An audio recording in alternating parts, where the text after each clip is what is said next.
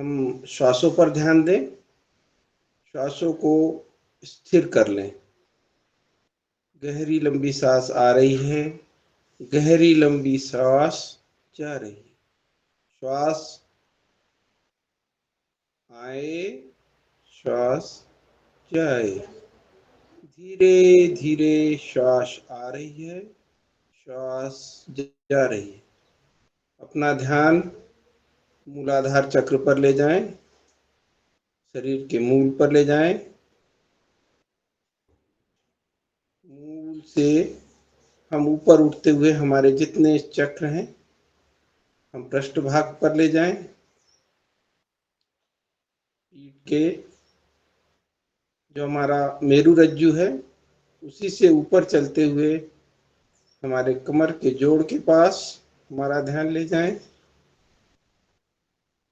जहां हमारी नाभि है, नाभि के ठीक पीछे मेरु रज्जु में ध्यान ले जाएं।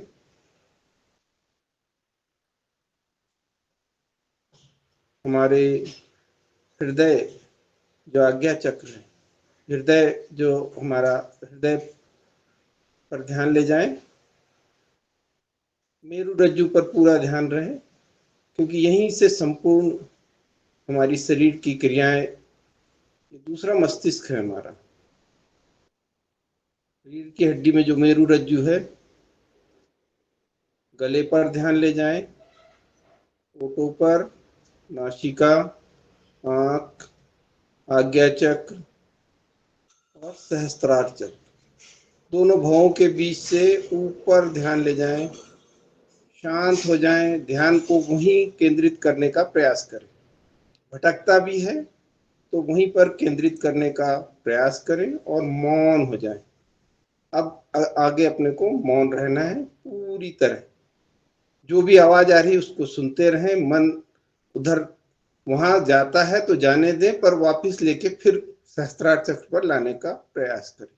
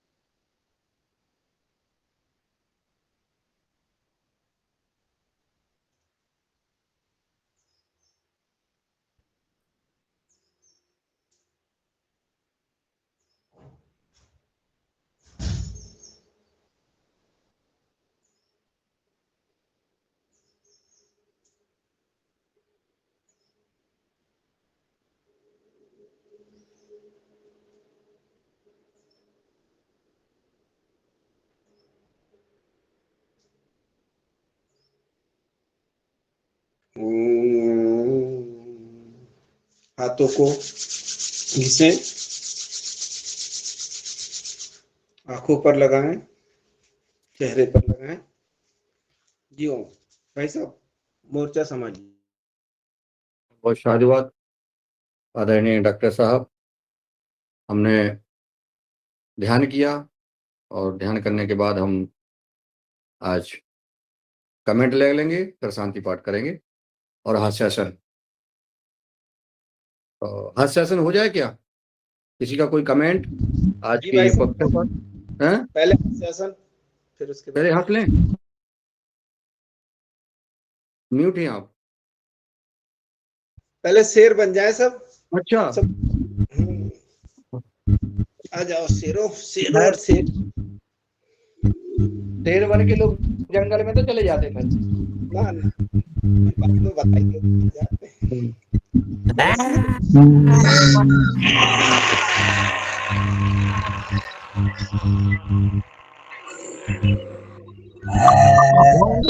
शेर।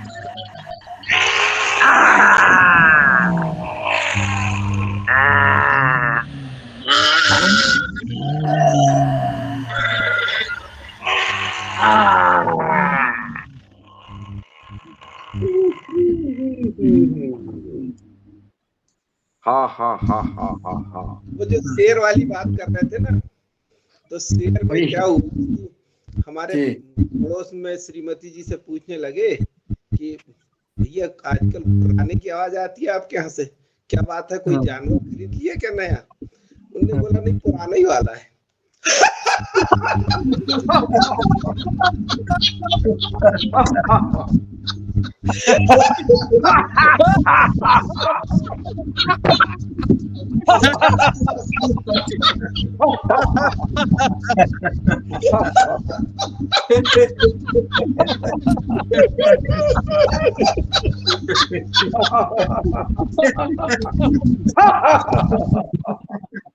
लो, कुत्ता भौंक रहा है किसी का।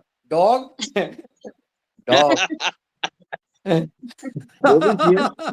वो भी शेर बनने की कोशिश कर रहा है। वहाँ हमारे पड़ोस में एक कुत्ता है, बगल पर पड़ोसी रखे है, और जब हम यहाँ से शेर की आवाज निकालते वहां से भौंकता है। पता पड़ जाता है बहुत सुंदर। चलिए, बहुत सुंदर। आपने जो है शेर बने, से हंसाए और ध्यान कराया। बहुत सुंदर। और आदरणीय भरत भैया के चेहरे पे चमक, तो युग आहार की दमक, हमें आनंद आ रहा है। बहुत सुंदर। चलिए, आज का कोई कमेंट हो तो सादर, फिर हम शांति पाठ करेंगे। किसी का कोई आज की योग कक्षा में कोई कुछ बोलना चाहता है तो ये सेशन अब बोलने के लिए है, बीच में नहीं बोलने के। इससे अच्छा है अब आप कोई भी बात कर सकते हैं। कहीं गलती हुई है, कहीं सुधार करना है, कोई सुझाव हो, कोई मार्गदर्शन हो, कोई कमेंट हो, कोई समस्या हो, कोई सवाल हो, स्वागत है जी। आदरणीय दिनेश चंद सेमवाल जी, आप सादर आमंत्रित। जी आदरणीय, बहुत बहुत धन्यवाद। सुंदर योग कक्षा रही। और ऐसे योग सत्र में आज सिंगापुर से जुड़ी हैं आदरणीय हेमा जी, और आप उत्तराखंड से हैं और सिंगापुर में अभी कार्यरत हैं। आप योग और जैविक खेती के प्रति लालायित हैं। आप जब वापस आना चाहेंगी तो यहाँ पे भी जैविक खेती करना चाहेंगी, इस लिहाज से आप जुड़ी हैं, तो आपका स्वागत है। और आदरणीय समय हो तो वो अपना संक्षिप्त परिचय दें, ऐसी भी बिल्कुल बिल्कुल, स्वागत है बहन जी। पहले तो हम सब लोग तालियां बजाएं, बहन जी का स्वागत करें। सभी पूरा योगहार परिवार आपका स्वागत, वंदन और अभिनंदन करता है, और आदरणीय दिनेश जी सेमवाल जी को धन्यवाद ज्ञापित करता है कि आपने बहन जी को जोड़ा। स्वागत है बहन जी। आप दो शब्द जो है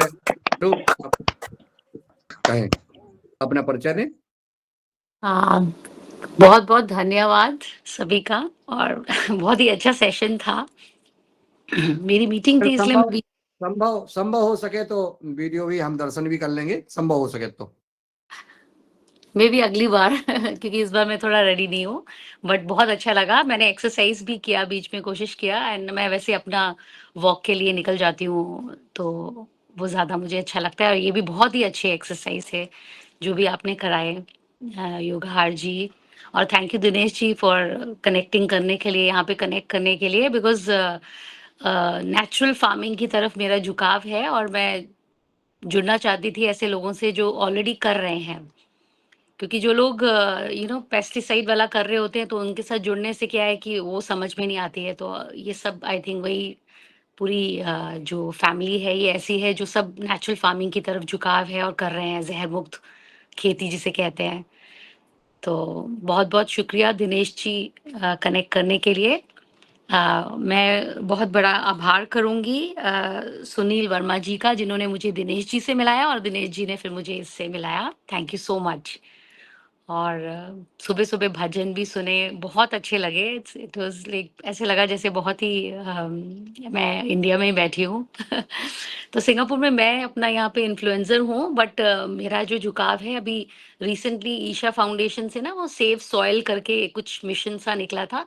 तो उससे जुड़ के काफ़ी चीज़ें पता चली कि सॉइल की हेल्थ खराब हो रही है, हमारे वातावरण की हेल्थ बहुत खराब हो रही है। जैसे हमारे शरीर के लिए हमें अच्छी इम्यूनिटी की ज़रूरत है, उसी तरह हमारी धरती माँ मिट्टी को भी उसकी इम्यूनिटी बढ़ाने के लिए, ठीक करने के लिए हमें अभी से काम करना पड़ेगा, नहीं तो फिर हमारी जो आगे आने वाली जनरेशंस हैं, वो बिल्कुल बेचारे बंजर ज़मीन पाएँगे। तो वो सब चीज़ें भी थी और हमारे खुद की ज़मीन है उत्तराखंड में, तो मुझे लगा कि मैं उनको भी मोटिवेट करूँ, तो मैं पिछले साल गई थी, मैंने वहाँ अपनी जो भी छोटी नॉलेज के हिसाब से मैंने ना वर्मी कंपोज़िंग स्टार्ट करवाया था। बट उसका भी उन्होंने इतना ध्यान नहीं रखा और मैं देख रही हूँ वहाँ पे गोबर हमारे अपने गाय होने के बावजूद भी गोबर और काऊ यूरिन ये सबको ढंग से यूटिलाइज नहीं किया जाता है तो वो सब वेस्ट होता है क्योंकि वो पेस्टिसाइड वाली खेती में तो इन चीज़ों की इतनी ज़रूरत नहीं होती है जबकि मैंने अपनी जो भी रिसर्च वगैरह से समझा कि ये तो बहुत ज़्यादा कीमती चीज़ें हैं इसको हमें बहुत संजो के अपने खेतों में डालना चाहिए और बहुत हिसाब से इसका इस्तेमाल करेंगे तो हमारी मिट्टी भी खुश होएगी तो जी वही बहन सब जी। चीज़ें जानने के लिए मैं इसमें जुड़ी हूँ। बहुत-बहुत आभार करती हूँ और मैं जब भी हो सके मैं ये मीटिंग अटेंड करती रहूँगी और मैं जुड़ी रहूँगी इससे। जी थैंक यू। बहन जी मेरा निवेदन है अभी आप इस सत्र के बाद अभी 2 मिनट में एक जो नया सत्र शुरू हो रहा है वो सॉइल टेस्ट के कैसे हम स्वस्थ बनाए धरती माता को हमारे डॉक्टर संतोष चौहान जी महाराष्ट्र से जुड़ते हैं और आप वो हमारे किसानों को वैज्ञानिक बना दिया है उन्होंने आप हाँ, जुड़े रहिएगा सुनिएगा और यहाँ इस क्लास में हमारे किसान जो करते हैं जैसा आपने कहा वो तो जुड़े ही हैं यहाँ वैज्ञानिक जो केवीके के वैज्ञानिक हैं वो जुड़े हैं जैसे डॉक्टर रोशन राव जी हैं डीडी शर्मा जी हैं और कई वो स्वयं खेती कर रहे हैं वैज्ञानिक तो हैं ही साथ में किसान भी हैं और वो अपना शेयर करते हैं आप दूसरे सत्र में आप जरूर सुनिएगा जी पीड़िता बहन जी बिल्कुल, का हैंड है जी बहन जी बिल्कुल। जी कोई विशेष हो तो सादर आमंत्रित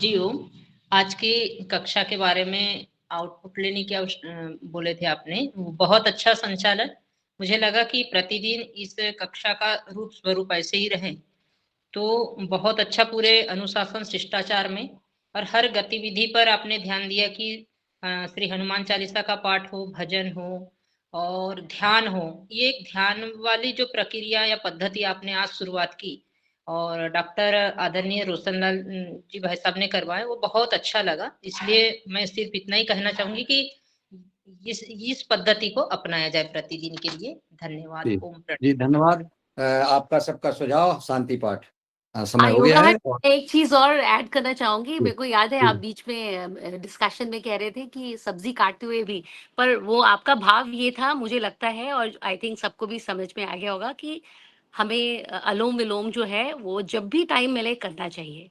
है ना? बिल्कुल दैट राइट वाज़ ये यही बात था जी ये बिल्कुल मैं मानती हूँ कि हाँ, हमारा जो जो हमारा योग है, अनुलोम-विलोम हुआ या कपालभाति हुआ, ये जो जो भी एक्सरसाइज़ है वो बहुत ज़रूरी है और जब भी टाइम मिले वो करना चाहिए। तो करना मैं बस चाहिए जी अपना इंट्रोडक्शन में ना जैसे दिनेश जी बोल रहे थे तो मेरा अपना जो मैं इन्फ्लुएंसर हूँ सिंगापुर में लेकिन मैं वही लोगों को ये बायो हैक बोल के क्योंकि आजकल के लोग तो नई भाषा समझते हैं, उनको अगर बोलेंगे कि हमारी दादी माँ के किस्से या दादी माँ के नुस्खे तो वो नहीं समझेंगे। तो वो बायो हैक्स करके मैं ना कि किस तरह से हम छोटी-छोटी हरकतें जैसे चीज़ें हैं अपनी लाइफ़स्टाइल में डालें, यही मैं चीज़ें लोगों को सिखाती हूँ। तो बहुत मैं बढ़िया अपना जब मुझे याद है जब कोरोना के दौरान में ये बहुत ज़्यादा वो हुआ था, तो मैंने अपना इंस्टाग्राम का जो चैनल बनाया था, तो उसमें मैंने अभी जल नीति सिखाया, और जल ठीक नीति है से जी। मेरे एक बहन वीर जी, मैं निवेदन करता हूँ आपसे, एक दिन आपका पूरा वो लेंगे, अनुभव सुनेंगे। दिनेश जी से निवेदन है कि बहन जी को एक दिन चीफ गेस्ट के रूप में आमंत्रित करें और पूरा अनुभव सुनाएंगे, क्योंकि दूसरे सत्र शुरू होना है, 2 मिनट ज्यादा हो गए जी, हैं। बिल्कुल, तो बिल्कुल, हाँ, मैं सॉरी, हाँ। प्रार्थी मैं क्षमा प्रार्थी हूँ। नहीं, नहीं, और क्षमा शांति नहीं, पाठ ठीक है। डॉक्टर साहब हमारा बिल्कुल। इंतजार कर रहे हैं आप सबको मार्गदर्शन देने का। तो सर्वे भवन्तु सुखिनः, सर्वे सन्तु निरामया, सर्वे भद्राणि पश्यन्तु, मां कश्चित् दुःख भाग् भवेत्। ओम दो शांति अंतरिक्षं शांति पृथ्वी शांति रापा शांति रोषधया शांति वनस्पतिया शांति ब्रह्म शांति शांतिरेव शांतिरेव श्यामा शांति रिद्धि। ओम शांति शांति शांति। सभी को प्रणाम। और आज के योग क्लास का यही विराम देते हैं प्रथम सत्र का। द्वितीय सत्र के लिए मैं आदरणीय शरद ब्रह्मा जी को सादर आमंत्रित करता हूं कि वो आए और सत्र का संचालन करें। ओम जी ओम। सदन को कोटि कोटि प्रणाम। आज की योगशाला बहुत अच्छी रही और बहुत जोश के साथ सभी लोगों ने योग किया। अब दूसरा सत्र के लिए मैं आदरणीय संतोष सर जी को सादर आमंत्रित करता हूं कि संतोष सर जी हमें। आदरणीय संतोष सर। जी ओम। मेरी आवाज आ रही है? ओम सर आवाज आ रही। आज एक्चुअली छिंदवाड़ा और इटारसी के पास से ही किसान भाई यहाँ आए हुए हैं। कल रात्रि 1:30-2 बजे किसान भाई यहाँ प्रशिक्षण के लिए पहुंचे हैं। और यह जो किसानों की प्रयोगशाला, यह विषय जो हम लोग करीबन अब 1.25 साल हो चुका है, तो यह किसानों की प्रयोगशाला का जो सफर है, उस सफर के बारे में मैं कुछ चीजें यहाँ रखना चाहता हूँ। और आज की जो अपनी चर्चा होगी, उस चर्चा में हमने अभी तक क्या क्या सीखा है, किसानों की प्रयोगशाला उसका मतलब क्या है, हमने कितने तरह के अलग अलग खाद और कितनी अलग अलग तरह की दवाइयाँ जो प्राकृतिक रूप से हम लोग अपने खेतों में ही बना सकते हैं, उसका एक ओवरव्यू मैं लेना चाहता हूँ। और एक चीज यह भी पाई गई है कि जहां हम लोगों ने, जैसे महाराष्ट्र में, महाराष्ट्र गवर्नमेंट के माध्यम से जो सबसे पहले जो प्रयोगशाला शुरू की थी, जिसका बजट 2,60,000 रुपए का था, आज वही बजट 35,000 से नीचे आ चुका है। लेकिन कुछ खाद ऐसे हैं कि उन खादों की जो कि प्रोडक्शन है, उसके लिए किसी भी तरह का मशीन या इक्विपमेंट नहीं लगता है, और सिर्फ 3,000 से लेके 20,000 रुपए तक हम लोग प्रयोगशाला खड़ी कर सकते हैं। और मेरा ये मानना है कि जिस तरह से हम लोग हमारे गौशाला का या जो भी पशुधन हमारे पास में रहता है, उनके माध्यम से जो भी गोबर जो हम लोग खेतों में डाल के खेती करते थे, उस फर्टिलाइजर बना के, बस उसी तकनीक के माध्यम से जो अपने घर के दाल और आटे हैं, उसके परिणाम बहुत ही अच्छे पाए जा रहे हैं। तो मैं आप सभी लोगों से जस्ट एक ओवरव्यू लेना चाहता हूं कि हमने जो अलग-अलग तरह की जो दवाइयाँ या खाद बनाना सीखे हैं, तो हम एक-एक खाद या दवाई का नाम लेते जाएंगे और उन खाद या दवाइयों का उपयोग अपने खेतों में करने के बाद में उसके क्या परिणाम पाए गए हैं, उसके बारे में भी आज हम लोग चर्चा करना चाहते हैं। तो आप में से ही मैं सुनना चाहता हूं कि सबसे पहले हम लोगों ने कौन सी खाद बनाना सीखी है और अन्य कौन सी खाद हम लोग बनाते हैं। शरद भैया। जी जी दादू, आइए। जी ओम, सदन को नमन। आज की योग कक्षा बहुत अच्छी रही और हम लोगों ने जो यहाँ से प्रशिक्षण लेकर के खाद बनाना सीखा है उसके संबंध में जो मेरे को जानकारी है मैं बता रहा हूँ। नंबर 1, हमने जो डीएपी का विकल्प जिसको नाम दिया गया है, वो चावल, हमारा काला पाउडर और नीम तेल के साथ इसको बना करके हम उपयोग करते हैं। और इसको मैंने इस बार 30 किलो चावल का बनाया है और 3 एकड़ में इसका उपयोग किया है और इसके रिजल्ट हम देखेंगे। फिर दूसरा बनाते हैं हम बायोजाइम। बायोजाइम में हम नीम ऑयल और काले पाउडर को लेकर के उसको जो है रख देते हैं। जैसे अपने जो शादी में जो हम खाते हैं मलाई, जैसे उस तरह का उसको बना करके 8 दिन के लिए रख देते हैं। वो उसको फूल जाता है, फिर उसको घोल करके और फिर हम उसका स्प्रे कर सकते हैं, रिंचिंग कर सकते हैं या उससे दे सकते हैं। इसके भी बहुत अच्छे परिणाम मिले हैं। फिर अभी हमने जो है स्लेरी बनाई है, तो मैंने 3 तरह की स्लेरी बनाई है। एक ट्राइकोडर्मा पर बनाया है, बवेरिया पर बनाई है और सूडोमोनास पर। और हमारे साथी आदरणीय राकेश गौर जी ने गोमूत्र पर और छाछ पर स्लेरी बनाई है, जिसमें हम 5 किलो गुड़, 5 किलो ये जो मटेरियल है, 1 किलो एमियम पीला पाउडर और जो है इस तरह से 5 किलो गुड़, 5 लीटर मान लो ट्राइकोडर्मा है तो ट्राइकोडर्मा, गोमूत्र है तो गोमूत्र या छाछ है तो छाछ, और ये हो गया गुड़ हो गया। तो इस तरह से हम इसको बनाते हैं और इसमें एक जो है 1 किलो एमियम पाउडर घोल कर डाल देते हैं। तो इस तरह से ये बन जाता है। तो ये हो गया हमारा। तो हमने 3 तरह की स्लेरी अभी बना करके धान में उपयोग की है। बस इतना ही मेरे को याद है। हाँ, फिर हम बायोजाइन करके जो बनाते हैं उसमें इसको 8 दिन नहीं रखते। मटेरियल वही रहता है, काला पाउडर और नीम ऑयल, और इसको तुरंत घोल करके और सीधे स्प्रे कर सकते हैं। तो ये 4 चीजें हम यहाँ से बनाना सीखा है और बना रहे हैं। और ट्राइकोडर्मा को हम स्वयं जो है अपने खेत पर ग्रो कर रहे हैं। इसका हमने प्रयोग किया है।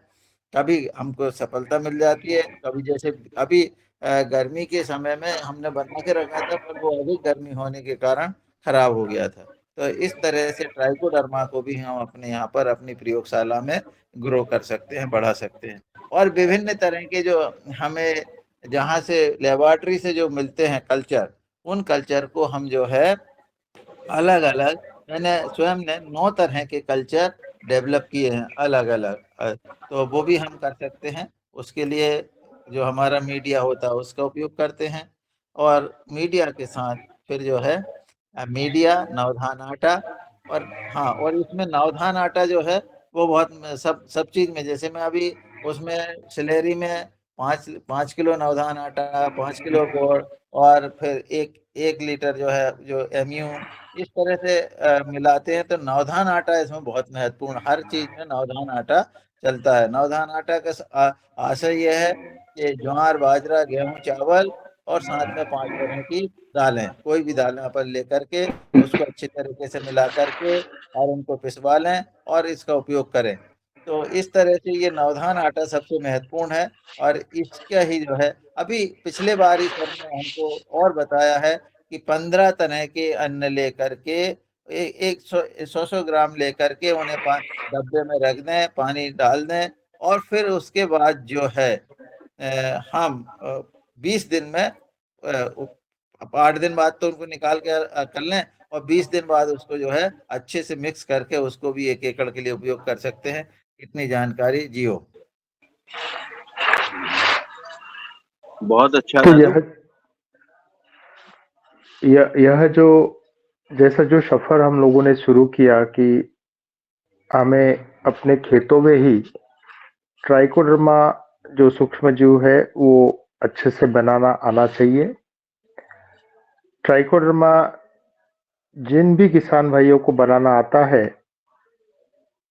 तो अन्य जितने भी सूक्ष्म जीव है, जैसा अलग अलग तरह के जो फंगल कल्चर्स है, बिवेरिया बसियाना है, मेटाराइजियम है, वर्टिसिलियम है, या जो बैक्टीरिया है जैसा अजोटोबैक्टर है, फॉस्फेट सोल्यूबलाइजर है, पोटैश मोबिलाइजर है, सुडोमोनास है या बैसिलस है। तो ये सारे सूक्ष्म जीव जिस विधि से हम लोग ट्राइकोडर्मा बनाते हैं उसी विधि से ये सारे सूक्ष्म जीव हम लोग बना पाते हैं। और आने वाले समय में जैसा आज तक हम लोगों ने देखा है कि अगर हम लोग अच्छी क्वालिटी का अगर ट्राइकोडर्मा बनाते हैं तो उसके परिणाम हमें अच्छे मिलते ही है। लेकिन इन सूक्ष्म जीवों से भी महत्वपूर्ण चीज जो है उसे हम मेटाबोलाइट्स या जो अर्क की हम लोग बात करते हैं, जैसा मार्केट में हम लोग नीम का जो पेड़ है उस नीम के पेड़ से जो हर पार्ट जो हमें उपलब्ध होता है, जैसा नीम की निम्बोली है, नीम का पत्ता है, नीम की डंखाल है, तो इन सब चीजों से हम लोग विशिष्ट अर्क बना सकते हैं। और आने वाले समय में हम लोग इन अर्क के बारे में ही एक विशिष्ट तरह की रिसर्च एंड डेवलपमेंट करने वाले हैं। और विशेषतः जो अभी दादू ने कहा कि अलग अलग तरह के जो अनाज और दालें हैं, उन दालों के माध्यम से ये विशिष्ट अर्क हमें मिल सकते हैं।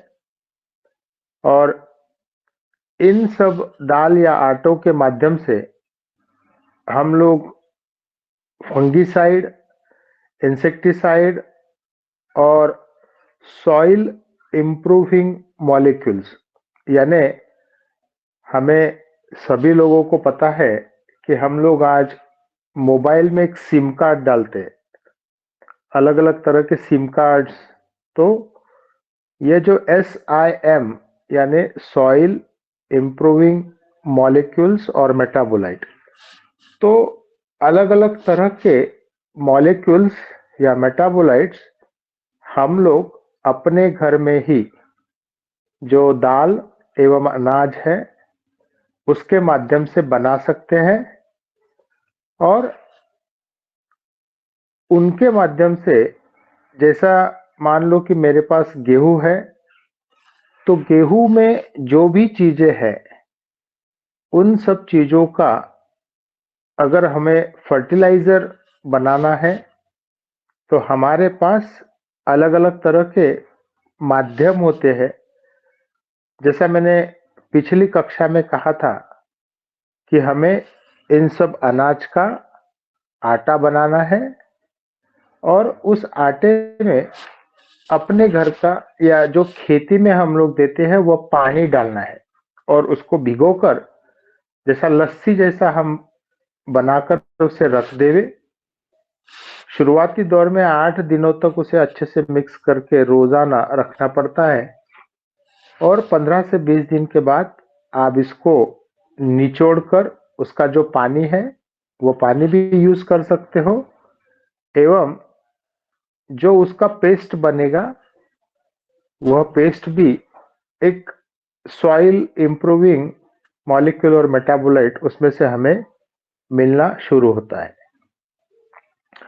अब जैसा हम लोगों ने इस आटे में पानी डाला है, उस पानी की जगह अगर हम लोग छाछ डालें, गौ माता का गोमूत्र डालें या केचुए का जो वर्मी वॉश होता है वह डालें, तो हमें अलग अलग तरह की रिएक्शन देखने को मिलती है और अलग अलग तरह के अर्क पाए जाते हैं।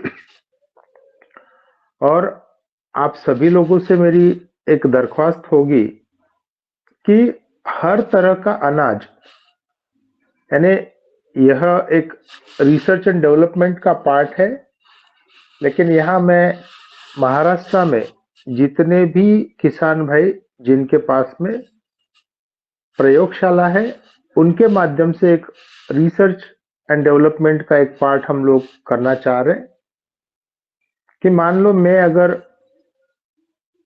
गेहूं का आटा पानी में भिगोता हूँ, गेहूं का आटा मैं छाछ में भिगोता हूँ, गेहूं का आटा केचुआ का जो वर्मी वॉश है उसमें भिगोता हूँ, तो किस तरह का सूक्ष्म जीवों का निर्मिति उस पेस्ट में आता है, किस तरह के मेटाबोलाइट्स इसमें पाए जाते हैं। तो यह जो रिसर्च एंड डेवलपमेंट का प्रोजेक्ट है, मेरे हिसाब से 2 साल से 3 साल इस चीज को लगेंगे, लेकिन एक चीज उसमें सामने आएगी कि आने वाले समय में हम लोग गेहूं या गेहूं के आटे को एज ए फर्टिलाइजर यूज कर सकते हैं या नहीं। जैसा आने वाले समय में फूड एज अ फर्टिलाइजर या फर्टिलाइजर फ्रॉम फूड, यह जो कंसेप्ट है वह हम लोग शुरू करना चाह रहे हैं और उसका जो रीजन है, हम लोगों ने सिंपल सा नवधान आटे का जो स्लरी है वह विशेषतः छाछ का उपयोग करके जो स्लरी हमने बनाया या ट्राइकोडर्मा का उपयोग करके जो बनाया या इवन बिवेरिया बसियाना या मेटाराइजियम, इसके बहुत अच्छे परिणाम देखने को मिले हैं। और यह आटा जितने भी मार्केट में फंगिसाइड एवं इंसेक्टिसाइड है, उन सब फंगिसाइड एवं इंसेक्टिसाइड को 70% कम करने में मदद करता है। यह पिछले 6 साल के या 6.5 साल के प्रयोग में से सिद्ध हुआ है। और विशेषतः हम लोग यह जो आटा है, यह आटा 2010 से हम लोग यूज करते हैं। तो मेरा ये मानना है कि अगर आटे के माध्यम से इतने अच्छे खाद बन सकते हैं, इतने अच्छे पेस्टिसाइड बन पाते हैं, तो आटों के साथ साथ हर किसान भाई के खेतों में अलग अलग तरह की जो वनस्पति होती है उनका भी उपयोग अलग अलग तरह के फंगिसाइड एवं इंसेक्टिसाइड बनाने में हम लोगों को रिसर्च एंड डेवलपमेंट की तरफ देखना जरूरी है। और मैं आप सभी लोगों से अनुरोध इसी वजह से कर रहा हूं कि मान लो आज की कक्षा में मुझे अभी 33 लोग दिख रहे हैं और विशेषतः बहुत से लोग जो खेती करते हैं विभिन्न राज्यों से हैं और मेरे हिसाब से कम 7 से 8 राज्य, कम से कम 7 से 8 राज्य के किसान भाई यहाँ जुड़ते हैं। और मान लो मुझे जो अपने खेतों में ही जो वनस्पति पाई जाती है उसके अगर प्रयोग करना है तो वह प्रयोग कम से कम 7 राज्यों में हो सकता है।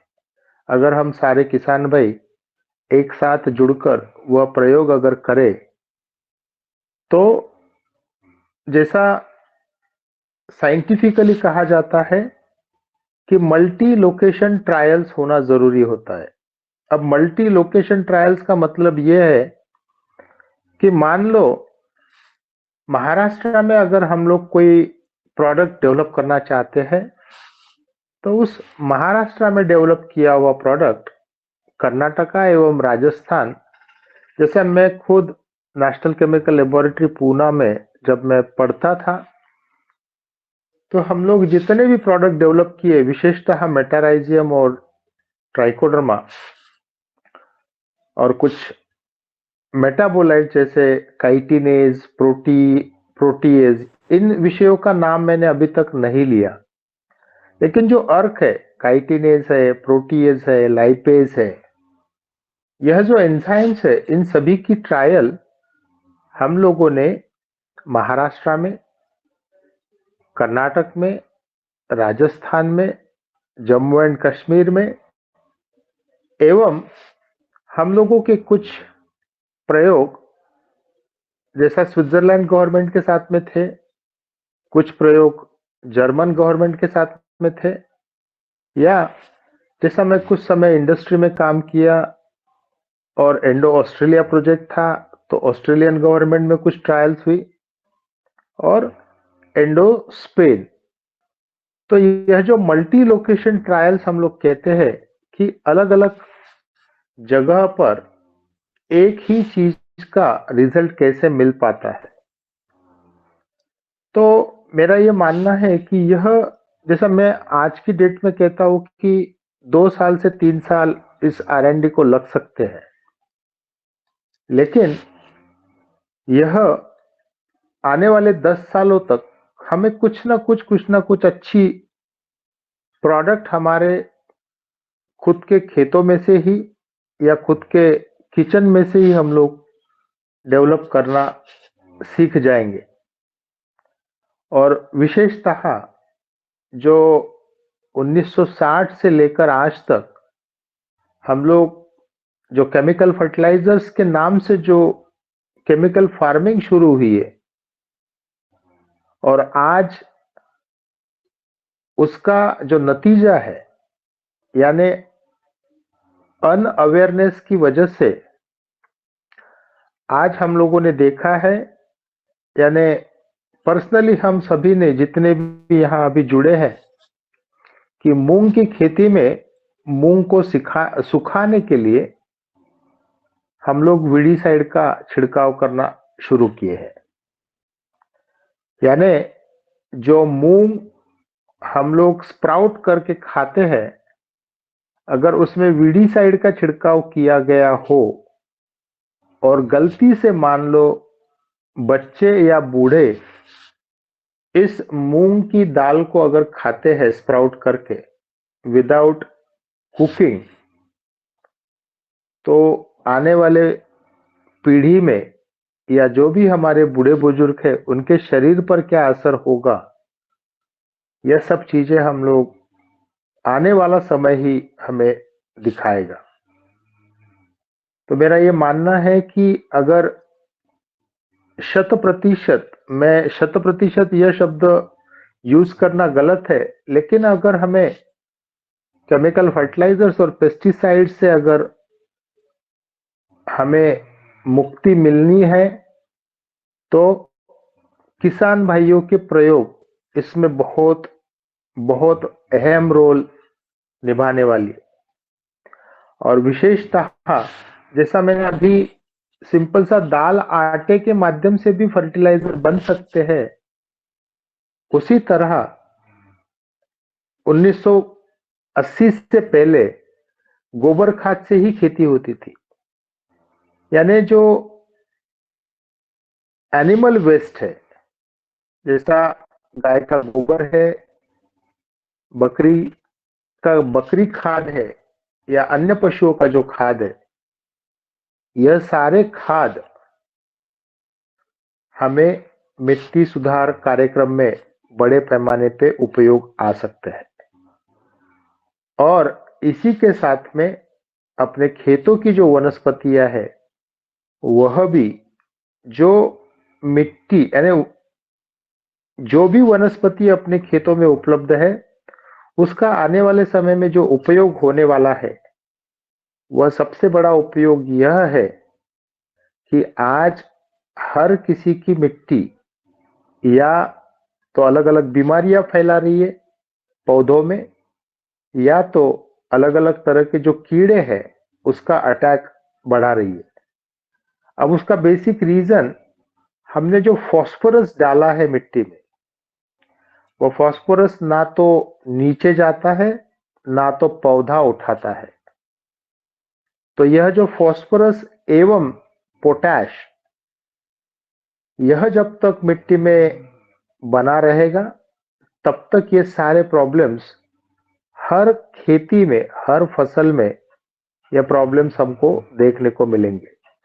और मेरा ये मानना है कि यह जो वनस्पतियां है अपने अपने सबके खेतों में, वह वनस्पति इन सभी को एक अच्छा पर्याप्त पर्याय, अच्छी तरह की दवाइयां एवं खाद हम लोग अपने खेतों के वनस्पति के माध्यम से ही बना सकते हैं।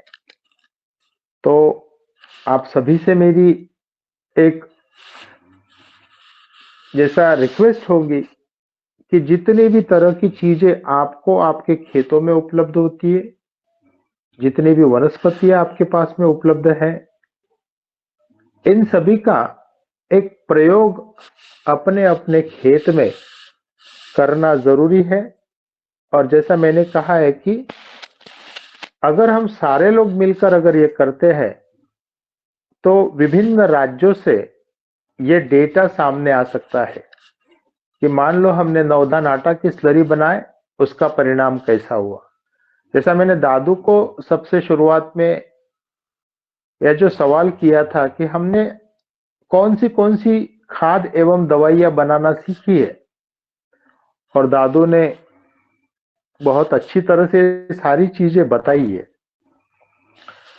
तो आप सभी लोगों से मेरी गुजारिश होगी कि जितनी भी खाद एवं दवाइयां दादू ने बताई, उन सभी के जो ट्रायल एंड टेस्टिंग है, जो भी किसान भाई जुड़ना चाहते हैं वो इस अभियान में जुड़े। और विशेषतः छोटे छोटे पैमाने पे हमें इसका ट्रायल अगर हम लोग करते रहे, तो हम लोग अच्छी तरह के खाद जरूर बना पाएंगे।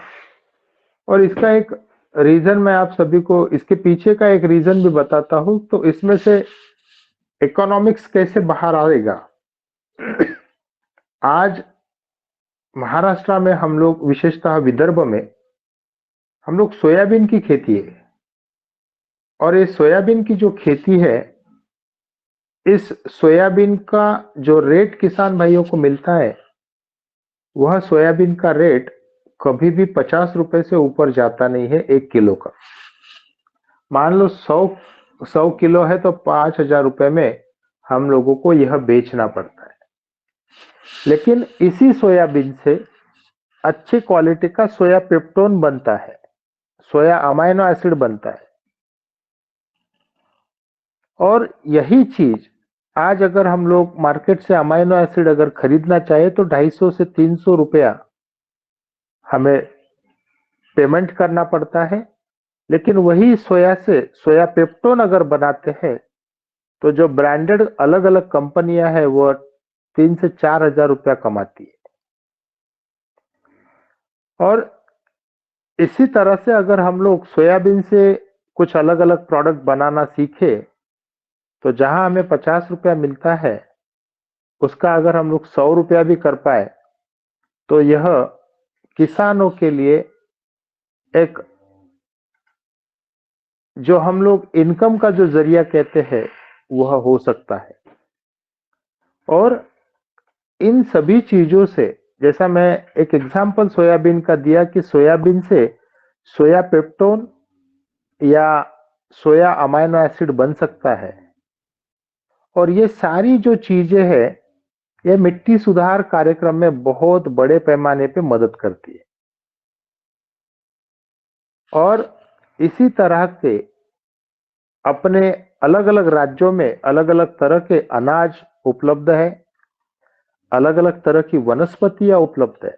अगर हम सिंपल सी बात कहें कि हर खेत में अलग अलग राज्य में कौन सी वनस्पतियां आती है, तो जो बायोलॉजिकल डाइवर्सिटी हमारे यहाँ उपलब्ध है, यह डाइवर्सिटी दुनिया में कहीं भी उपलब्ध नहीं है।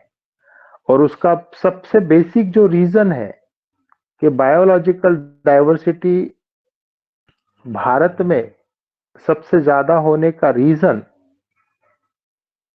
जैसा भारत में 12 महीना हमें सूरज भगवान के दर्शन होते हैं, और जहां सूरज भगवान के दर्शन 12 महीना होते हैं, उस सनलाइट की वजह से बायोलॉजिकल डाइवर्सिटी हमें बड़े पैमाने पर देखने को मिलती है। और बायोलॉजिकल डाइवर्सिटी सिर्फ वनस्पति की ही नहीं, तो अन्य जो मित्र कीड़े, पंछी है, इन सभी की डाइवर्सिटी इंडिया में हमें देखने को मिलती है, जो कि हमें अन्य देशों में देखने को नहीं मिलती। और जैसा अलग अलग तरह की जो फसलें हैं जो आज इंडिया में पाई जाती है, जैसा हम लोग कहते हैं कि हम लोग जैसा गेहूं, ज्वार, बाजरा, यह फसलें तो हम लोग लेते ही है, लेकिन रागी जैसा जो फसल है, रागी जैसा जो क्रॉप है, यह इसकी जो न्यूट्रिशनल वैल्यूज है, यानी 2023 में हमने मिलेट ईयर ये सेलिब्रेट किया है।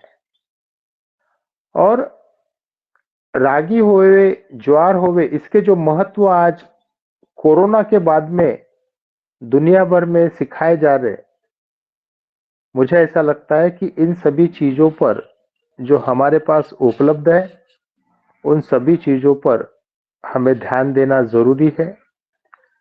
हम लोगों के खुद के हेल्थ के लिए भी यह अनाज, इनकी जो भी वैरायटीज है, यानी स्पेसिफिकली देखा जाए तो जो बीज है, जैसा हम लोग कहते हैं देसी बीज, तो इसका भी प्रिजर्वेशन करना बहुत इंपॉर्टेंट है।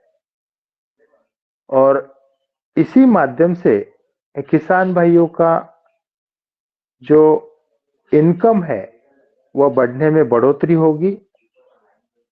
और जितनी भी प्रॉब्लम्स आने वाले समय में हम लोग देखेंगे, उनके जो भी सॉल्यूशंस है, यह सॉल्यूशंस हमारे किचन से ही, जैसे इन आटों के माध्यम से कहिए, या हमारे खेतों में जो वनस्पति है उनके माध्यम से कहिए, या जो हमारी मित्र कीट है उनके माध्यम से ही हमें मिलने वाले हैं।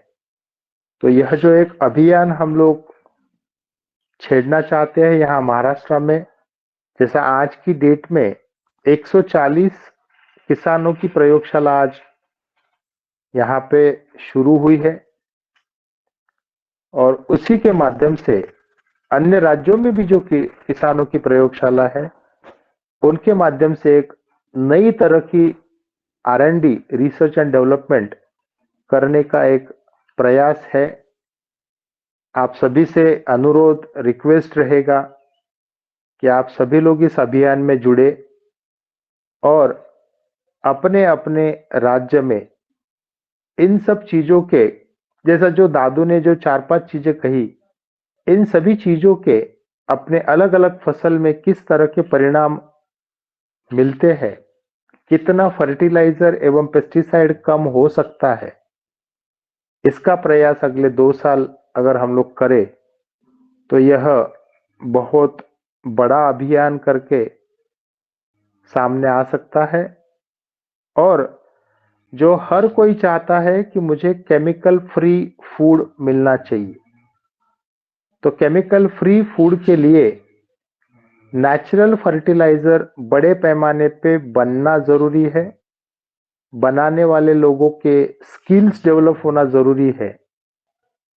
और ये हमने यह भी देखा है कि यह सिंपल तरीके से बन जाते हैं, जैसा हम लोग घर में दही बनाते हैं, चाय बनाते हैं, उससे कठिन यह विषय नहीं है। सिर्फ हम लोग समझे और यह बनाकर देखें एवं उसका प्रयोग अपने हर फसल में हम लोगों ने करना चाहिए। तो आप सभी लोगों से यही विनती होगी कि आपके यहाँ राज्य में अलग अलग तरह के अनाज कौन से उपलब्ध है, उनकी फोटोग्राफ्स भेजी जावे। और विशेषतः जैसा मान लो कि आज हम लोग जम्मू साइड जाते हैं यानी नॉर्दर्न इंडिया जाते हैं, तो हमें अलग अलग तरह का राजमा हमें देखने को मिलता है। यानी सिर्फ राजमा के अगर फोटोग्राफ्स भी आ जाए तो उसके माध्यम से अलग अलग तरह की जो पेस्ट बनेगी, अलग अलग तरह की जो पाउडर बनेगी, उन पाउडर से हम लोग अच्छे फंगिसाइड बना पाएंगे। अलग अलग तरह के अनाज, जैसा हम लोग बहुत सी चीजें आज लुप्त होती जा रही है, खत्म होती जा रही है, तो उसका बीज हम लोग संभाल के रख सकते हैं क्या, यह भी चीजें सामने आएगी।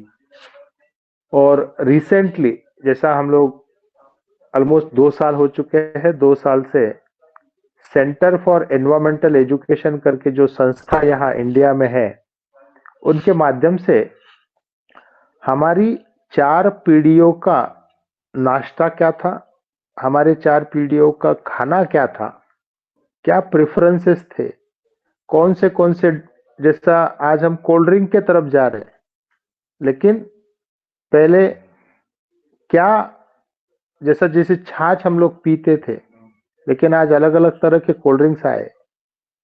तो कौन सी चीजें हमारे नाश्ते में थी, खाने में थी, सुबह के खाने में थी, रात के खाने में थी, इसका भी यह जो सेंटर फॉर एनवायरमेंटल एजुकेशन है, ये 4 पीढ़ियों का खाना समझने की कोशिश कर रहे हैं। तो अन्य राज्यों में भी कौन सी चीजों का बड़े पैमाने पे कंजम्पशन है, वह भी चीजें सामने आएंगी। और इसका अगर एक प्रॉपर जैसा रिव्यू बन सकता है और वह आने वाले जनरेशन्स को उसके बारे में हम लोग सिखा सकते हैं। क्योंकि आज हम लोग पिज्जा, बर्गर और वड़ा पाव के पीढ़ी में आ चुके हैं, लेकिन हमारे बाजरे का रोटला या ज्वार का रोटला यही महत्व का है, ऐसा मेरा मानना है। और इसके माध्यम से जैसा हमारा शरीर अच्छा होता है, उसी तरह हम लोग हमारी मिट्टी को भी सुधार पाएंगे, हमारी हर फसल को भी सुधार पाएंगे, और पशुधन के माध्यम से हमें अन्य चीजें जैसा दूध है, ये सारी चीजें अच्छा मिलना शुरू हो सकती है। नहीं तो आज हमने देखा है, हमने पहले मिट्टी खराब किए, मिट्टी के बाद हम लोगों ने पानी खराब किए, और मिट्टी और पानी खराब होने की वजह से आज हवा खराब हुई है। और 100% केमिकल फार्मिंग के साथ में हम लोग 100% केमिकल की ओर जा रहे, और उसके परिणाम अपने शरीर पर भी हो रहे।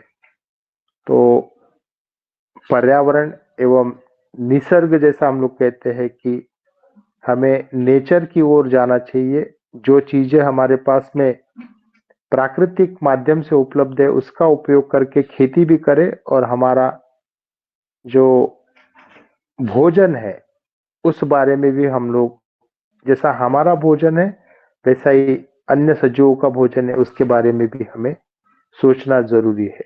जी ओम। आज मैं मेरी वाणी को यही विराम देता हूँ। जो भी सवाल जवाब रहेंगे हम लोग लेंगे, और जैसा दादू और इन लोग यहाँ है तो वह अपनी अपनी बात भी यहाँ रख सकते हैं कि जो डेवलपमेंट है दादू खुद ही बता पाएंगे कि वाशिम के जो 4 किसान भाई है जिन्होंने एक छोटे कमरे से काम शुरू किया, और आज दादू जैसे लोग हैं या इवन शरद भैया जैसे लोग हैं जो 2 बार 3 बार यहाँ पे आ चुके हैं, तो क्या डेवलपमेंट है वो भी यहाँ पे रखे। जियो, धन्यवाद।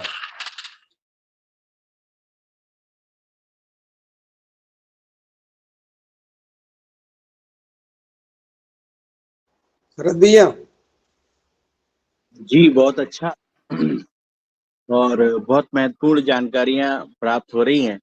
और आज हमारे यहाँ से दादू अपने ग्रुप के साथ पहुंच गए हैं, और वो वाशिम में जहां हम लोगों ने 3 बार ट्रेनिंग भी ले चुके हैं पहले, और वहां पर पूरा ग्रुप छिंदवाड़ा का डॉक्टर राउतकर साहब के प्रयास थे, और हमारे यहाँ से भी काफी लोग इस बार धीरे धीरे ऐसा लग रहा है कि रुझान किसानों का जैविक की तरफ बढ़ रहा है। अब मैं इसी के साथ राकेश जी को सादर आमंत्रित करता हूं कि उनका हैंड रेज है। जी ओम जी, सदन में नमन सभी को। सर मैं ये पूछना चाह रहा था कि ये जो अनाज जैसे कि मूंग है, चने को अपन जैसे पानी में भिगोते हैं और भिगोने के बाद में, हेलो, हाँ बोलिए बोलिए। अब भिगोने के बाद में सर कुछ अनाज जैसे रह जाते हैं नीचे और वो कड़क ही रहते हैं, मतलब वो गल नहीं पाते हैं, तो उसका मैं कारण जानना चाह रहा सर कि उसमें क्या ऐसी प्रतिक्रिया होती है क्योंकि वो कुछ दाने रह जाते हैं, गल नहीं पाते हैं, उसके लिए हम क्या कर सकते हैं? कुछ पोषक तत्व की कमी रहती है या कारण थोड़ा सा उसका जानना चाह रहे सर। ओम जी।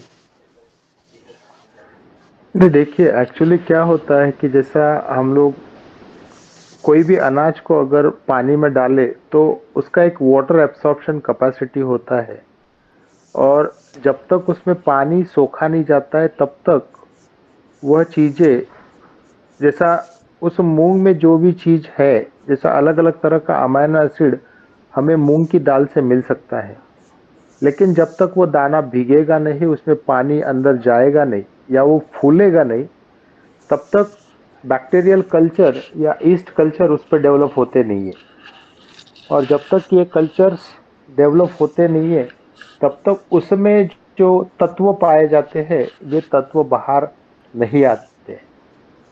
तो उसी वजह से यह जो अनाज है हम लोग अगर रोजाना अगर शुरुआती दौर में 2-4 दिनों तक अगर मिक्स करते हैं तो नीचे वाला जो दाना है वो ऊपर आएगा, और उसमें पानी जाना जरूरी है, और जब तक पानी नहीं जाएगा तब तक अलग अलग तरह के सूक्ष्म जीवों की उत्पत्ति नहीं होगी, और उसके माध्यम से ही जो उसके तत्व है वह बाहर आना शुरू होंगे।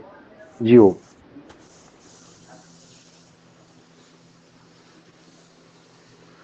मैं सर ये जानना चाह रहा था कि वो अपन पानी में भिगो के मान लो अपने 12 घंटे रखे तो कुछ दाने तो ऊपर आ जाते हैं और कुछ डूबे ही रहते हैं जो नीचे बैठे रहते हैं, मतलब पानी पर्याप्त डालने के बाद भी अपन मतलब वो नीचे बैठे ही रहते हैं, मतलब 12 घंटा 24 घंटे भी अगर डाल के रखते हैं तो भी वो पानी में मतलब डले रहते हैं, बाकी कुछ दाने फूल करके वो हो जाते हैं, बाकी ऐसा नहीं कि मतलब पानी में डूबे नहीं रहते, पानी तो पर्याप्त डाला रहता है, तो ये समझ नहीं आ पाया था मेरे को।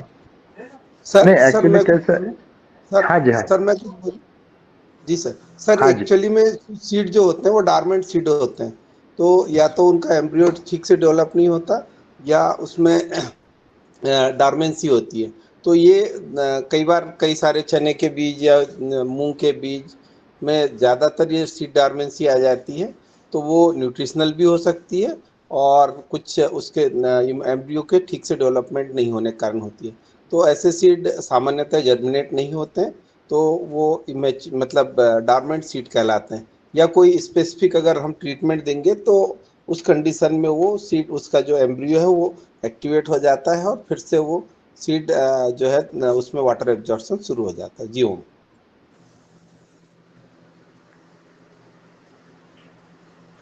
जी बहुत अच्छा। जी और धन्यवाद।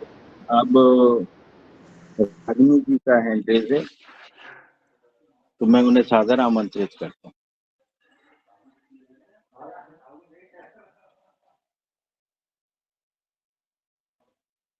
शायद उन तक आवाज नहीं जा रही है मेरे ख्याल। हाँ जी, नमस्ते नमस्ते नमस्ते जी।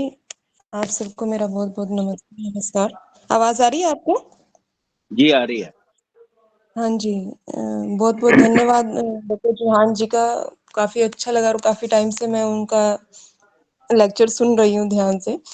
मैं पूछना चाह रही थी कि मैं जैसे रोहतक हरियाणा से हूँ, तो यहाँ के किसान कैसे अपना, जैसे आपने बताया कि यहाँ पे बायो फार्म लैब अगर बनाना चाहें और आपसे ट्रेनिंग लेना चाहें तो कैसे जुड़ा जा सकता है इसमें यहाँ पे काम करने के लिए?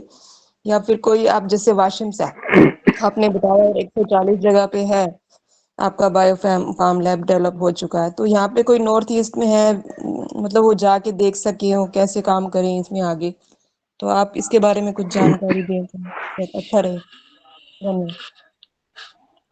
जैसा मुझे ऐसा लगता है कि जो आसान वाली जो चीजें हैं वो अगर शुरुआत आप लोग करें, जैसा नवधान आटा की जो स्लरिया है, तो उसी से आपकी प्रयोगशाला शुरू हो सकती है। और जो चीजें आसानी से बन जाती है, जैसा हम लोग घर में दही बनाते, उसी तरह की चीजों को आज की डेट में अब कोई मशीन की भी जरूरत नहीं पड़ती है। तो यह जो प्रयोगशाला है, यह प्रयोगशाला कोई भी किसान कहीं पे भी यानी पहले दिन से ही शुरुआत कर सकते हैं। सिर्फ फर्मेंटेशन का जो टेक्नोलॉजी है और सिंपल सा जैसे हम लोग दही का टेक्नोलॉजी है, बस वही यूज करके आप शुरुआत कर सकते हो। लेकिन अगर आपको कुछ विशेष चीजें कि किस तरह से किसानों ने यह सब चीजें डेवलप की है वो अगर देखना है, तो कोई ना कोई प्रयोगशाला में आपको जाना जरूरी है। और आपके पास में ही जो भी किसानों की प्रयोगशाला होगी आप जाकर देख सकते हो। और मुझे ऐसा लगता है कि जैसा हरियाणा में ही बेनी सिंह जी है जो दिल्ली में रह के हरियाणा में उन्होंने अपनी प्रयोगशाला शुरू की है, सिंपल सा इडली कुकर लेके। तो आप लोग वहां के वहां भी वह देख पाओगे, या तो फिर आपके आसपास में अगर नहीं है तो ऑनलाइन भी हम लोग किस तरह की प्रयोगशाला होती है, जैसा यहाँ वाशिम में जो प्रयोगशाला है वह भी हम लोग आपको दिखा सकते हैं। लेकिन मान लो आज नहीं पर साल 2 साल में अगर एक बार कभी भी आप लोग वाशिम अगर आते हो, तो किस तरह से किसानों ने अपनी डेवलपमेंट की है। और यह चीज मैं इसीलिए रिक्वेस्ट करता हूं कि जब तक किसान भाई अन्य किसान भाई की डेवलपमेंट नहीं देखता है, तब तक वह चीजें आगे नहीं बढ़ती है। तो एक बार अगर आप ये सेटअप देख लेवे, तो आपको एक पता चलेगा कि नहीं, किसान भाई भी एक अच्छी तरह से साइंटिफिकली अलग अलग चीजें बना सकता है। क्योंकि आज तक यही चीज किसान भाइयों के सामने रखी गई कि प्रयोगशाला या जो प्रोडक्ट डेवलपमेंट है वह बनाने के लिए सिर्फ साइंटिस्ट ही बना सकते हैं। और मुझे ऐसा लगता है कि जो चीजें हम लोग पिछले साल 1.5 साल से जो चर्चा कर रहे, तो उन्हीं चीजों से खाद बन सकता है, उन्हीं चीजों से पेस्टिसाइड भी बन सकता है। तो यह हमें खुद को करके अपने खेतों में ही यूज करना जरूरी है। और किसानों को अगर सच में अगर किसानों की जो आज की हालत है वह अगर उसमें सुधार लाना है, तो उन्हें सही क्या और गलत क्या यह चीज सिखाना सबसे इम्पोर्टेंट है। और इसीलिए हर बार मैं कहता हूं कि एजुकेशन यही एक माध्यम है किसानों में बदलाव ला सकता है। अन्यथा यह विषय बहुत अलग लेवल पे जाएगा, क्योंकि आज तक हम लोग यही चीज मानते थे कि किसान भाइयों को अगर ना सिखाया जावे तो जो हम कहेंगे वही किसान भाई करेगा, और आज उसका विपरीत परिणाम ये हो रहा है कि हम लोग मूंग जैसी फसल में वीडीसाइड का आज छिड़काव होता है और 4 दिन के बाद में या 10 दिन के बाद में उसका स्प्राउट हम लोग खाना शुरू किए हैं। और जहां पे जैसा अन्य जो फसलें हैं, विशेषतः अगर फ्रूट क्रॉप्स का अगर एग्जांपल लेवे तो अनार में 15 या 10 छिड़काव होते थे। आज अनार में महाराष्ट्र में 50 से 60 छिड़काव होना शुरू हुआ है। अंगूर में 75 से 100 छिड़काव होते हैं। और अगर किसान भाइयों को यह चीजें अच्छी तरह से नहीं सिखाई गई तो आने वाली पीढ़ियों को किस तरह का खाना, किस तरह का भोजन मिलेगा, हम लोग समझ सकते हैं। जी ओम। जी ओम, ऐसा लगता है कि ये तो बड़ी बड़ी कंपनियों का षड्यंत्र है किसानों के शोषण का। क्या इन्हें कुछ बताओ मत, जो हम क्या वही माने। जी धन्यवाद। आप अपना संपर्क सूत्र दे सकते हैं ताकि मैं आपसे आगे बात कर पाऊं कि आगे का एक्शन प्लान एक्चुअली रहेगा। आप जिनके माध्यम से यहाँ जुड़े हो, आप उनसे मेरा नंबर ले सकते हो, और अगर ना है तो मैं चैट में, एक मिनट, मुझे इसमें मोबाइल से नहीं डालते हैं चैट बॉक्स। एक्चुअली मैंने मांगा था उनसे, लेकिन वो शायद व्यस्त हैं तो बता नहीं पा रहे हैं, इस वजह से। नहीं, मुझे अभी मोबाइल से चैट में नहीं डालते आ रहे हैं। आप बता दीजिए, मैं नोट कर लेती हूँ। हाँ, 8767 8767 31 हाँ जी 9492। 8767319492। हाँ जी, संतोष धन्यवाद। चौहान। हाँ जी, धन्यवाद, बहुत बहुत धन्यवाद।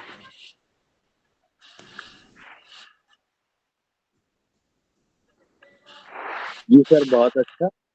और अब मैं नारायण जी को सादर आमंत्रित करता हूँ कि वो हमें अपना प्रश्न रखें।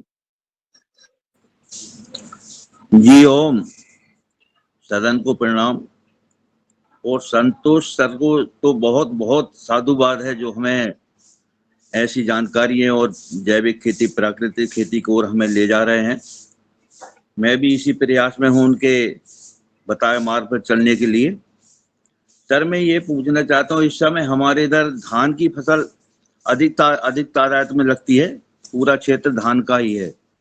तो मैंने इस बार क्या किया, ना डीएपी यूरिया डाला, ना कुछ केमिकल का उपयोग करता हूं। मैं सिर्फ नवधान सैलरी डाली है मैंने अभी, सूडोमोनास की और ट्राइकोडर्मा की। तो हमारी धान में क्या है, यूरिया की सबसे ज्यादा आवश्यकता होती है।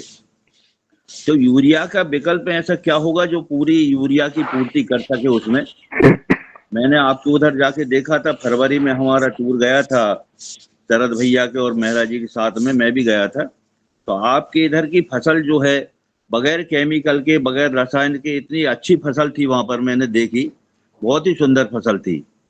हम भी वैसा ही करना चाहते हैं। तो अभी इससे हमारे इधर जो धान की फसल लगी है उसमें ऐसा क्या सैलरी डाली जाए या कोई डाला जाए जिससे हमारी फसल अच्छी हो जाए और यूरिया की पूर्ति हो पूरी। सर एक्चुअली मेरा ये मानना है कि हम लोग जो केमिकल की जो आदत डाले हैं खेतों में, वह आदत इमीडिएटली बंद ना करे। यानी मेरी रिक्वेस्ट रहेगी कि 100% बंद करके ना तो जैविक 100% करे, ना केमिकल फार्मिंग 100% करे। हमें धीरे धीरे केमिकल को कम करके, और वो भी हर साल 10 से 20% कम करके 4 से 5 साल में हम 50% से 70% केमिकल हम लोग कम कर सकते हैं।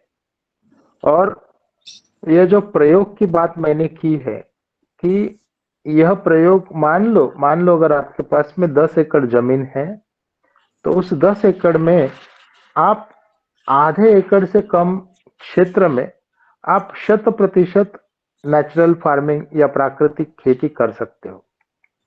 लेकिन जिन किसान भाइयों के पास में 2 एकड़ से 4 एकड़ 3 एकड़ खेती है, वे कम क्षेत्र पे जो भी खाद और विशेषतः यूरिया का जो विकल्प है, नवधान आटे की स्लरी, यह विकल्प बहुत अच्छा है। जैसा हम लोग अगर कंपैरिजन करना चाहे तो यूरिया में सिर्फ नाइट्रोजन उपलब्ध है और नवधान आटे में नाइट्रोजन के साथ में अन्य जो तत्व है, उन तत्वों के माध्यम से ही हर फसल में इसका रिजल्ट अच्छी तरह से पाया गया है। सिर्फ नवधान आटे के साथ में गुड़ का प्रयोग कीजिए, उसके साथ में छाछ का उपयोग कीजिए, तो बहुत अच्छी खाद जो यूरिया का विकल्प, क्योंकि मैं आपको एक एग्जांपल देना चाहता हूं कि आज के 7-8 साल पहले हमारे यहाँ दीपक जी उनके गेहूं में यूरिया का उपयोग करते थे, लेकिन आज हम लोग गेहूं में यूरिया का उपयोग नहीं करते, लेकिन उसे 7 से 8 साल लगे हैं। धीरे धीरे करके हम लोगों ने यूरिया की मात्रा कम की और आज गेहूं जैसे फसल में हम लोग यूरिया यूज नहीं करते हैं।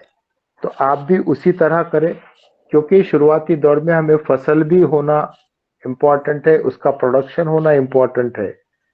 और अगर हम लोग इमीडिएटली केमिकल 100% बंद करके अगर इस पर आएंगे तो प्रोडक्टिविटी कहीं ना कहीं कम होगी। लेकिन हर साल अगर 10 से 20% अगर आप फर्टिलाइजर एवं पेस्टिसाइड कम करोगे तो आपकी प्रोडक्टिविटी बिल्कुल कम नहीं होगी और आपके फसल में जो तत्व है, जो टेस्ट है, वह टेस्ट आपको बहुत बेहतर मिलेगा। जी ओम। जी ओम सर, मैं ये 5-6 साल से प्राकृतिक खेती कर रहा था।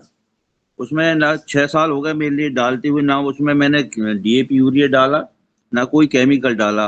उसी खेती में मैंने 3 एकड़ की खेती थी मेरी प्राकृतिक की, उसी में मैंने ये अपने सैलरी का प्रयोग किया है इस बार। उसी के लिए मैं पूछ रहा था सर, उसमें ऐसी कौन सी सैलरी डाली जाए जिससे हो जाए? इसका सही उत्तर आप राकेश गौड़ जी देंगे सर, राकेश गौड़ जी देंगे। उनका अनुभव बहुत अच्छे हैं और उन्होंने भी इस बार जो है ऐसा ही उपयोग किया और वो कह रहे हैं मैं तो 0 यूरिया कर रहा हूं। तो राकेश गौड़ जी इसका उत्तर दें। जी हो दादू आप चले गए, आपने मुझसे नहीं बोला चलने का, मैं भी चलने को तैयार था। राकेश गौड़ जी। जी ओम जी। मीना जी, आप बताइए यूरिया का विकल्प क्या है? मीना जी, उसमें अपन ने जो धान में डाला है तो अपन ने सीविड 1 किलो पर एकड़ पे, और उसमें क्या बोलते हैं, ये जिप्सम खाद 2 बोरी पर एकड़ पे, और नवधान आटा की सैलरी 40 लीटर के हिसाब से ये अपन ने उसमें डाला है। तो अभी तो हमें यूरिया डालने की आवश्यकता समझ में नहीं आ रही। फसल की स्थिति कैसी है? बढ़िया है, अभी तो कोई समझ में नहीं आ रही यूरिया की। अभी हम यूरिया केमिकल वाले खर्चा यूरिया कितना है? 1 एकड़ में खर्चा कितना है ये चीजों का? इसका खर्चे है अभी से 350 की जिप्सम की बोरी एक है, तो 350-700 रुपए जिप्सम आएगा, और सीविड का आएगा 400-500 रुपए का सीविड का आएगा।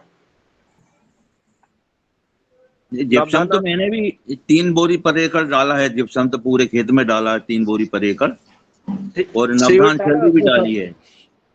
ये दादू निवेदन है, चौहान साहब को सुने, हम चर्चा आपस में करने लगते हैं, हम उनसे थोड़ा सा उनको शामिल करके फिर बात करें। जी ओम। नहीं, एक्चुअली मेरा यही कहना है कि हमें देखिए क्या होता है, राकेश जी हो गए, नारायण जी मीना हो गए, ये लोग प्राकृतिक खेती पिछले 5-6 सालों से कर रहे हैं। उस वजह से उनके खेतों में ये सारे परिणाम इमीडिएटली दिखना शुरू होते हैं। लेकिन जो किसान भाई केमिकल फार्मिंग ही कर रहे सालों से, जब वे लोग 100% केमिकल कम कर देते हैं तो उसके प्रयास विपरीत देखने को भी हमें महाराष्ट्र में मिले हैं। और उसी वजह से हम लोग कहते हैं कि हमें केमिकल धीरे धीरे कम करना है और प्राकृतिक खाद को हमें बढ़ावा देना है। और जैसा जैसा यह जो यूरिया का विकल्प की बात हो रही है, तो बहुत सी चीजें हैं, हम लोग उस विषय पे आने वाले समय में चर्चा करेंगे। लेकिन जो विकल्प है कि हमें नवधान आटे की स्लरी है, अलग अलग सूक्ष्म जीव बनाना है, अलग अलग तरह का, जैसा गोबर है, गौ माता का जो गोबर है उससे भी बहुत सी चीजें बनती है। या जैसा नीम का पेड़ हमारे खेतों में होता है, उस नीम के पेड़ के, जैसा हम लोग मानते हैं कि नीम का जो निम्बोली होता है वो पेस्टिसाइड का ही काम करता है, लेकिन उस निम्बोली से हमें खाद भी बना सकते हैं। तो ये सारी चीजें हैं, हम लोग धीरे धीरे सीखे और जो हमारी प्रैक्टिस होती है खेती की वो तो करें, लेकिन उसमें 10% 20% प्राकृतिक खाद या पेस्टिसाइड का उपयोग बढ़ा के खेती करना चाहिए। जी बहुत अच्छा सर, और बहुत अच्छी चर्चाएं बढ़ रही हैं। अब मैं प्रदीप भैया, आदरणीय बड़े भैया प्रदीप भैया वर्मा जी को बुलाता हूँ कि वो आए। ओम, सदन को सादर प्रणाम। बहुत अच्छी जानकारियां मिल रही है और बहुत अच्छा योग हुआ है। मैं ये पूछ रहा था कि जैसे हम आज का हर किसान, मतलब लगभग हर किसान जो है गांव में मुश्किल से एक आध किसान होता है जो जैविक खेती करता है, बाकी के सब किसान तो केमिकल की खेती करते हैं। अब जैसे मूंग में हमने जो है सफाया डाला सुखाने के लिए, और उस सफाया को, डली हुई मूंग का जो फसल अवशेष है वो यदि हम अपने खेत में डालेंगे या हमारे अपने जानवरों को खिलाएंगे तो उनका असर कितने दिन तक रहता है? क्या वो हमेशा के लिए खराब हो गए, या उनका उपयोग हम अपनी जैविक खेती में कर सकते हैं? फसल अवशेष का हम अपने जानवरों को खिला सकते हैं, या उनका असर कितने दिन तक रहेगा, ये पूछना था। देखिए, मैं हर बार एक चीज कहता हूँ, जहर जहर होता है और उसका जो रेसिडुअल इफेक्ट है, यानी हर पेस्टिसाइड का एक रेसिडुअल इफेक्ट होता है कि जैसा हम लोग कहते हैं PHI, प्री हार्वेस्ट इंटरवल, कि मान लो अगर मूंग का स्प्राउट बना के मैं खाता हूँ तो कितने दिन पहले केमिकल का छिड़काव होना चाहिए। लेकिन आप सोचिए कि अब वो फसल सुखाने के लिए अगर हम लोग केमिकल यूज कर रहे तो उसका रेसिड्यू उसमें आना ही है, और वो मूंग में जैसा रेसिड्यू रहेगा उसी तरह मूंग की जो फसल है उसमें भी रहेगा। तो हम गौ माता को अगर खिलाएंगे तो वो पेस्टिसाइड भरा ही सारी चीजें रहने वाली है। तो कितना भी कुछ हो जाए उसका ट्रांसफॉर्मेशन, जैसा हम लोग कहते हैं कि पेस्टिसाइड डिग्रेड हो जाएगा, लेकिन जहर अगर डिग्रेड भी होगा तो जहर ही तैयार होगा। तो मेरा ये मानना है कि यह अपने शरीर के लिए भी, वो मूंग भी घातक है, एवं हम गौ माता को खिलाएंगे वो भी उसके लिए भी घातक है। और आखिर में गौ माता से जो दूध मिलेगा, और आज उसी वजह से हम गौ माता के दूध में अलग अलग तरह के पेस्टिसाइड हमें मिलते हैं। यानी लिंडेन जैसा दवाई जो 90s में बंद हुआ है वो आज भी हमारे दूध में पाया जाता है। तो आप सोचिए इसकी सफाया अगर आप आज छिड़काव करोगे और वही अगर गौ माता को खिलाओगे तो गौ माता के दूध में वह सफाया निकलना ही है। और विशेष यानी वो स्प्राउट तो हम लोग बिना यानी उबाले ही खाते हैं। तो आने वाली पीढ़ियों के लिए या बड़े बुजुर्ग के लिए बहुत दिक्कत का विषय है। जियो। जी सर, बहुत अच्छा। अब मैं तुलीराम पटेल जी को सादर आमंत्रित करता हूँ कि वो आने। जी धन्यवाद शरद भैया, सदन को प्रणाम। डॉक्टर साहब, मेरा एक जिज्ञासा है कि मैं ये अभी नवधान आटा तो अभी 1 आध साल से शुरू किया अपन ने आपके मार्गदर्शन में। उसके पहले ये कंसोडिया वगैरह, राइजोबियम वगैरह वगैरह उपयोग करते रहता था। तो अभी जो कंसोडिया है मैं धान में डालूंगा तो मैं अलग डालूं या इसके साथ नवधान आटा के साथ मिला दूं? उसके जीवाणु उसके लड़ाई तो नहीं करेंगे, वो खत्म तो नहीं कर देंगे? थोड़ा सा इसके बारे में बताएं प्लीज। नहीं, आप क्या करना है कि जो नवधान आटा की स्लरी है वो अलग से बना लीजिए, और जब बन रही आपको है। मान लो अगर आपको जब देना है तो फ्लड इरिगेशन के माध्यम से दोनों एक साथ में मिक्स करके दे सकते हो। यानी कंसोर्शिया आपने बना लिया और नवधान आटा से जो भी चीज बनी वो दोनों देते समय मिक्स करके आप दे सकते हो। नहीं, मेरा विचार था कि जैसे उसको मिला दिया तो उसके जीवाणु भी डेवलप होंगे सर, नहीं होंगे?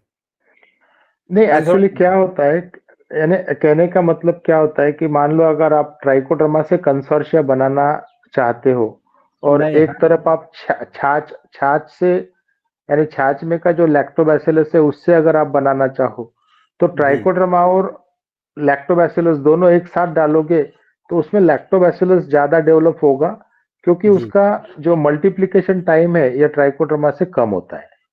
ओके जी, थैंक यू, धन्यवाद। जी बहुत अच्छा। और अब मैं आदरणीय कुमार बब्बन सर को बुलाता हूँ कि वो आने। इस जुगाड़ मंच को मेरा ओम नमः। आज का जो विषय है बहुत किसानों के लिए बहुत मार्गदर्शनपूर्ण है, और कुछ मुझे समझ में नहीं आ रहा है, बस डॉक्टर साहब से जानना चाहता हूँ। जैसे सर नवधा आटा और सैलरी जो बता रहे हैं, हम लैंग्वेज के प्रॉब्लम से हम इसको बारे में नहीं समझ रहे कि सैलरी क्या है। दूसरा सर आपने कहा कि जैसे हम अन्न और दाल के भी पेस्ट बनाकर अपने पेस्टिसाइड के रूप में या उर्वरक के रूप में प्रयोग कर सकते। इसके अलावा वनस्पति है, वनस्पति का भी उपयोग कर सकते हैं। हमारे यहाँ बहुत ज्यादा मतलब हर तरह की होती है, उसमें कैसे उसका उपयोग किया जाएगा।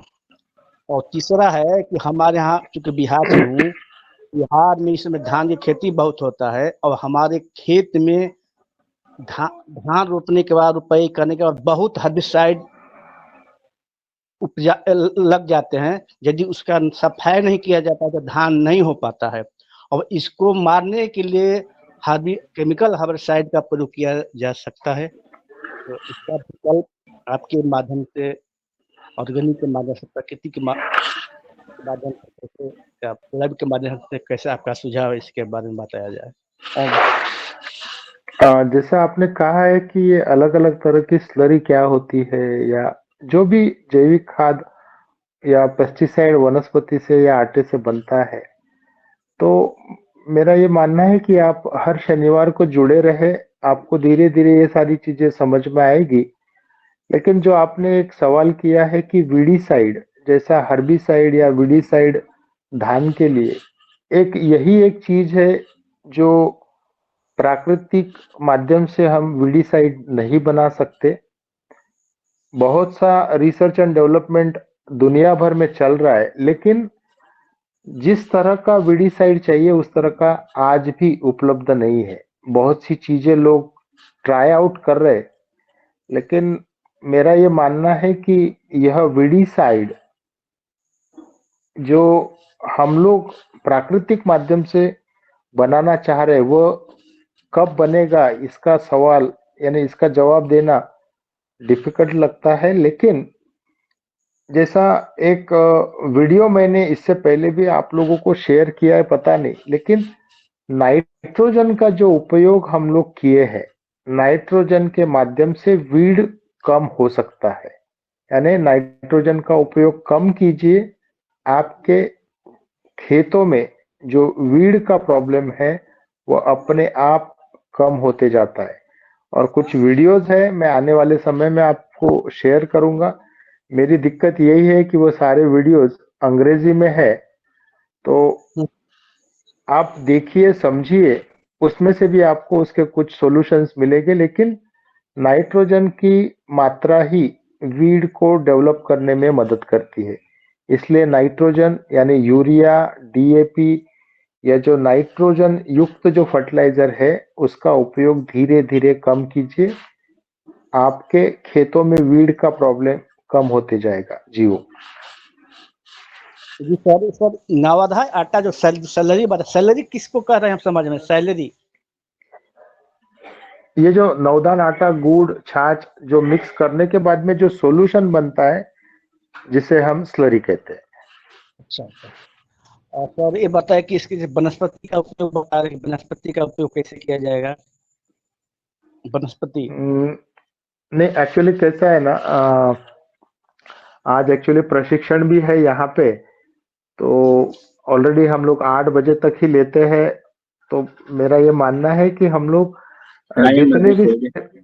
जितने भी प्रश्न है आप योगाहार ग्रुप में आप डाल दीजिए, उसके जवाब हम अगले शनिवार जरूर लेंगे। जी ओ। Thank you sir. ओम। जी जी बहुत अच्छा। अब मैं डॉक्टर रोशनलाल सर जी को बुलाता हूं कि वो सभी का आभार व्यक्त करें और जो भी क्वेश्चन है वो रखकर आज का समापन 8:11 हो गया है। जी ओम। जी धन्यवाद। ओम। मेरा सवाल नहीं था, सिर्फ ये जो बीडी साइड पे एक जो बात हो रही थी कि कितने समय तक रहेगा, तो जैसे उसका पैराक्वाट का तो 6 साल तक, मतलब ये साइंटिफिक रिसर्च के हिसाब से मैं अभी वही सर्च कर रहा था, तो पैराक्वाट 6 साल तक सॉइल में बना रहता है। तो और 2,4-D भी सॉइल में बना रहता है काफ़ी लंबे समय तक, जो आप सफाया की बात कर रहे हैं। तो आप थोड़ा सा उस पर थोड़ा मंथन करने का प्रयास करें। और आज की हमारी योग कक्षा बहुत सुंदर रही और बहुत बढ़िया योग हमारे आदरणीय मुन्नीलाल जी भाई साहब ने कराया। उनका हृदय से अभिनंदन, पूरे सदन की ओर से उनको बहुत बहुत धन्यवाद। और जैसा हमारी ये कक्षा विगत 1 साल से चल रही है आदरणीय डॉक्टर संतोष चौहान साहब के मार्गदर्शन में, तो ये तो अप्रतिम है। हम लगातार सीख रहे हैं और आज भी हमारे किसान भाई छिंदवाड़ा से, नर्मदापुरम से और बालाघाट से वहाँ पहुँचे हैं। और निश्चित रूप से इन क्षेत्रों में फिर से एक जो खेती की नई अलख ये डॉक्टर साहब के मार्गदर्शन में जगाएंगे। और हम सब आपके साथ हैं और आपका हृदय से अभिनंदन, जो आप प्रयास कर रहे हैं, भगीरथ प्रयास। निश्चित रूप से ये गंगा सागर तक जाएगी, ऐसा मेरा सोचना है। और हृदय से अभिनंदन आपका, बहुत बहुत आभार, बहुत धन्यवाद। सभी लोग जुड़े उनका सबका आभार। और जो जिन बहनों ने अपने मधुर गीत सुनाए उनके लिए भी आभार, अभिनंदन। कल